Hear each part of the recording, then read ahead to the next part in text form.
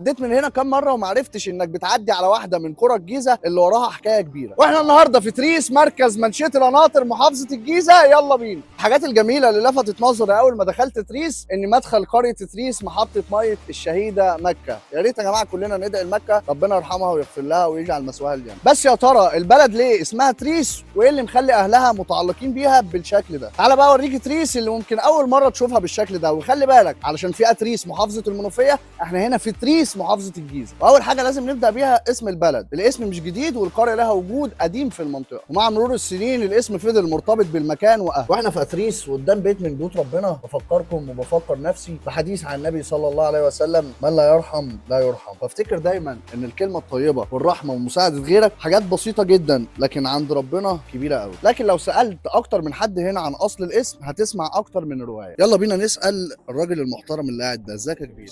عامل ايه؟ الحمد لله. كله زي الفل. كله زي الفل. ليه تريس اتسمت بالاسم ده؟ والله انا يعني انا عايش، انا عندي 36 سنه، بس انا يعني اللي انا سمعته عن تريس دي من الاسم الوحيد اللي ما اتغيرش من ايام الفراعنه. وحتى لما جه الفتح الاسلامي ودخل تريس عمل الجامع الوسطاني ده لصحابه رسول الله صلى الله عليه وسلم اللي بنت المسجد ده. فالبلد دي بلد اثريه وبلد قديمه وما اتغيرش اسمها من بعد حتى الفتح الاسلامي. انا هنا مش عايز اتكلم من سكريبت الحقيقه، ولكن انا عايز بص اوريكم شكل البيوت الجميله دي. بص، بيوت قديمه كده تحس ان فيها روح حلوه وفي هدوء في المنطقه غير طبيعي. البيوت دي تقريبا عدى عليها سنين طويله، علشان كده مش هقول لك حكايه مش متاكد منها، وهنسيب اهل البلد بقى يقولوا لنا ايه اللي سمعوه من اهلهم عن تريس. وانا بلف في شوارع تريس اكتر حاجه شدتني هي التفاصيل الصغيره. بص معايا بقى، انا طول ما انا ماشي هنا في تريس يا جماعه عمال اشوف اقسم بالله تحفه، حاجات عدى عليها سنين طويله جدا، اثار موجود هنا في تريس. وده مسجد من ضمن مساجد تريس، مسجد سيدي ابراهيم. يا جماعه الناس اللي عايشه هنا عايشه في هدوء غير طبيعي، بعيد عن صخب الحياه وصخب المدينه والدوشه.